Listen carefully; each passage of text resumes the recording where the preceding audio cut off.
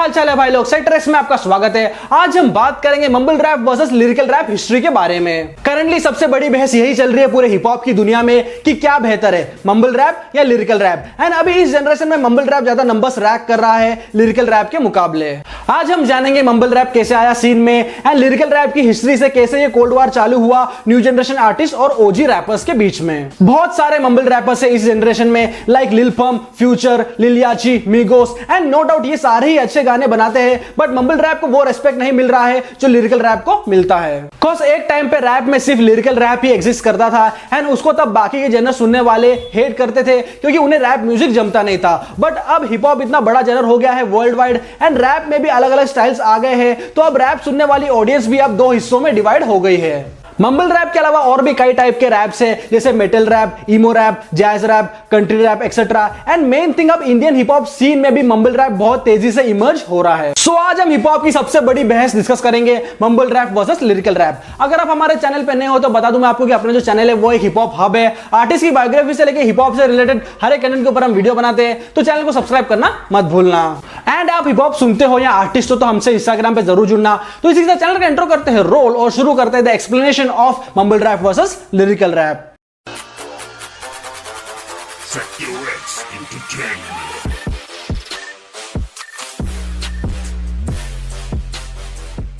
Video शुरू करने से पहले अपने भाई बीदीप का नया गाना खुद से आ चुका है एंड बहुत शानदार काम है भाई का।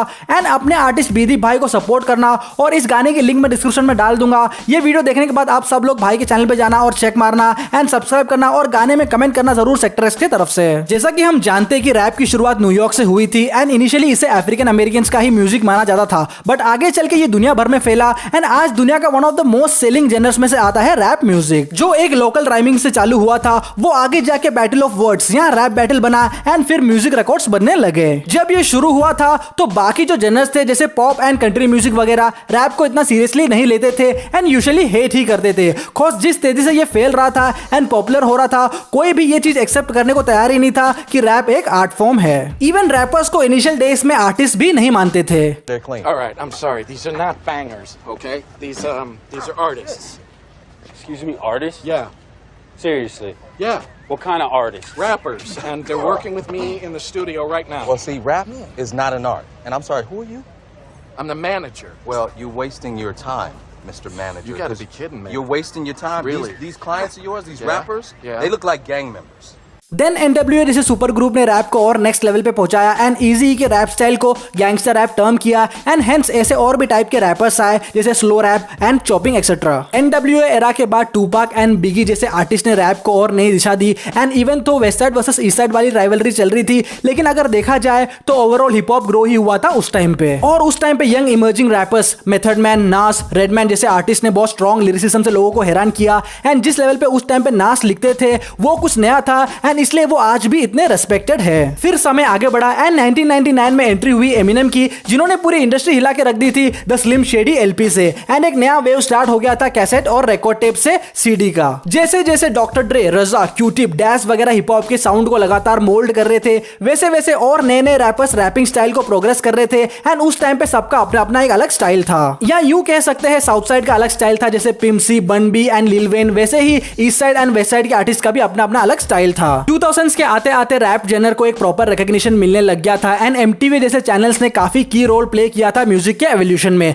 बट फिर भी अर्ली 2000 जो एरा है उसको हम सिंगिंग एरा ही बोल सकते हैं, बिकॉज़ उस टाइम पे रैपर्स से कई ज्यादा सिंगर्स फेमस थे। अगर आप 90s के किड हो तो आपको याद होगा मेमोरी कार्ड में हम लोग स्कूल टाइम पे गाने डलवाने जाते थे मोबाइल गैलरी में, तो अगर आपने इंग्लिश सॉन्ग्स डालने का बोला तो 100 इंग्लिश गानों में से एक आधी रैप सॉन्ग निकलता था। इनफैक्ट हमको मालूम भी नहीं था रैप को क्या बोलते हैं। हाँ, तो बैक टू आवर स्टोरी। जब 2000s में सिंगिंग इतना स्ट्रॉन्ग चल रहा था तो उसको ब्रेक किया एक रैप आर्टिस्ट ने जिनका नाम है Jay-Z एंड Jay-Z ने जो रैप में स्टारडम हासिल किया था उस टाइम पे वो आने वाले कई रैप सुपरस्टार्स के लिए एक ब्रेक थ्रू रास्ता बना। Jay-Z. First of all, I want to thank everybody that voted for this award. I want to thank the whole machine behind Jay-Z.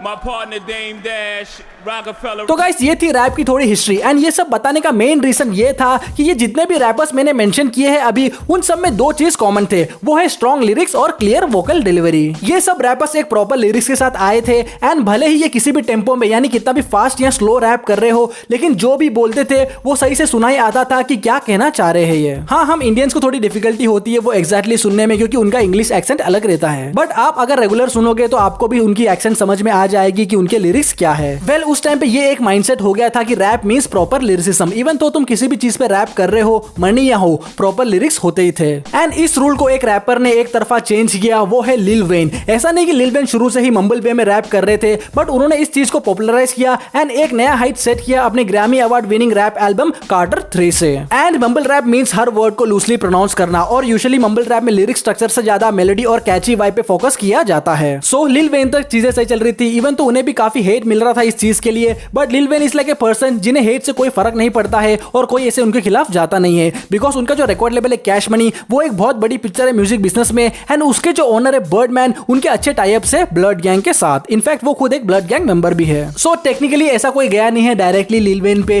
जैसे आजकल के मम्बल रैपर्स को हेट कर रहे हैं मेन स्ट्रीम में। उसी दौरान ऑटो ट्यून ने भी हिप हॉप में अपनी जड़ जमा ली थी एंड बहुत सारे आर्टिस्ट इसे यूज करने लग गए थे एंड आज भी इसका credit the legendary artist T-pen को ही दिया जाता है। और अनफॉर्चुनेटली लीन कल्चर और पिल्स वगैरह हिप हॉप को टेक ओवर कर चुके थे अर्ली 2000 से ही एंड लिल वेन भी इसके शिकार थे। अगर आपको लीन कल्चर के बारे में जानना है तो उसमें भी अपन ने एक वीडियो बनाया है, चैनल पे मिल जाएगा, चेक मारना। तो ऐसा होता है कि लीन या ड्रग्स लेने के बाद अपन यूं भी कोई वर्ड सही से प्रोनाउंस नहीं कर पाते एंड फ्यूचर जैसे रैपर इतने ज्यादा हाई रहते थे नशे में कि इवन रिकॉर्डिंग के टाइम पे भी वो अपने ही गानों के लिरिक्स सही से गा नहीं पाते थे clearly. I remember being so fucking high on this song because I was in too much, like my mouth I couldn't even open my fucking mouth. इसी के साथ ट्रैप स्टाइल ऑफ म्यूजिक भी काफी पॉपुलर हो रहा था and 808 Mafia और Metro Boomin जैसे प्रोड्यूसर सीन में इमर्ज होके आ रहे थे and on the record TI. ही वो पहले रैपर थे जो ट्रैप म्यूजिक लेके आए थे मेन स्ट्रीम में। The release of trap music. Yes. Tell us how it feels to embark upon this journey. I mean, I think there are beautiful things and challenging things about both parts and both periods. You know, back then I think the beautiful thing. Meanwhile 2011 में future काफी बस बना रहे थे industry में and ये जो mumble rap term है ये सबसे पहले व्लाड टीवी के जर्नलिस्ट माइकल ह्यूज ने यूज किया था एंड ये काफी फेल गया था अकॉर्डिंग टू विकिपीडिया। अब मेन चीज ये है कि ये जो भसड़े lyrical rap versus mumble rap वाला ये एक्चुअली चालू हुआ था अर्ली 2014 में जहां पे यंग जनरेशन के जो रैपर्स थे वो कुछ नया लेके आ रहे थे सीन में। ऐसा हमेशा होता है दुनिया में कि अगर आप कुछ नया करते हो तो लोग इतनी जल्दी उसे एक्सेप्ट नहीं करते, इनफैक्ट आपको हेट अलग करते हैं अनटिल एंड अनलेस आप उस चीज का रिजल्ट नहीं दिखाओगे और अगर एक बार आपने उनको गलत साबित कर दिया तो वो लोग यही बोलेंगे अरे हम तो शुरू से आपके साथ ही थे। सेम यही हुआ है लिरिकल वर्सेस मम्बल रैप वाले सिचुएशन में भी। जैसा कि मम्बल रैप रेवोल्यूशन कर रहा था सीन में 2016 को XXL मैगजीन के फ्रेशमैन क्लास लिस्ट में वो सारे रैपर्स फीचर्स थे जिन्हें काफी हेट किया जा रहा था उस टाइम तक एंड मम्बल रैपर बोल के साइड किया जाता था। एंड जैसे ही ये XXL मैगजीन वाला साइफर आया देन होल टोटल एक रेवोल्यूशन ही आ गया पूरे सीन में and even new school lyrical rap genius Kendrick Lamar ने तक ये एक्सेप्ट किया कि मम्बल रैप जो है वो हिप हॉप कल्चर का ही एक पार्ट है। लिल पंप, लिल याची, 21 सैवेज, मीगोस जैसे रैपर्स के गानों में million and millions of views आ रहे थे एंड एक नई वेव आई यंग आर्टिस्ट की, इट वाज अमेजिंग। पर दिक्कत ये आ रही थी यूजुअली जो बड़े नाम है उनके अलावा जो छोटे रैपर्स है जिनका बस अच्छा था लेकिन वो सब एक टाइप के ही गाने बना रहे थे एंड इस चीज को the legendary rapper Snoop Dogg ने अपने एक 50 सेंट के साथ वाले पॉडकास्ट में बोला भी है। एंड देन कुछ ब्रेक थ्रू आर्टिस्ट आए जिन्होंने न्यू स्कूल म्यूजिक को रीडिफाइन किया, जैसे लिरिकल एंड मम्बल रैप के बैरियर को तोड़ के उन्होंने अपना एक अलग लेवल बनाया and even new melodies and rhythm से इंट्रोड्यूस करवाया। इस वेव में आते हैं the legendary artist XXXTentacion, Juice WRLD, Lil Peep, Post Malone etcetera.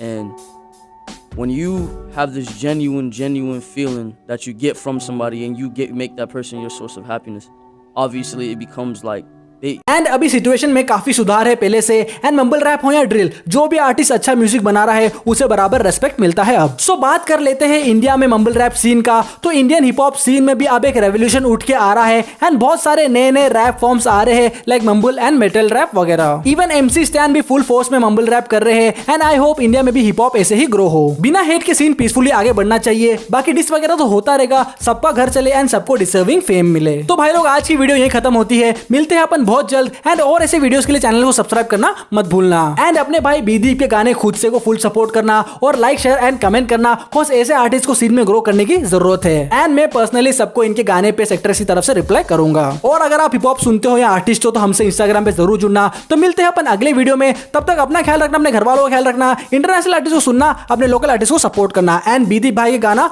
खुद से को लूप पे सुनना। Bye bye, take care. पैसा पैसा बस कर तेरा कर, कैसा नशा तेरे सर पे चढ़ा है, खुशियां खरीदने तू पैसों से चला है, सब छोटा पैसा सबसे बड़ा है, तू है कैसा तेरे यारों को पता है।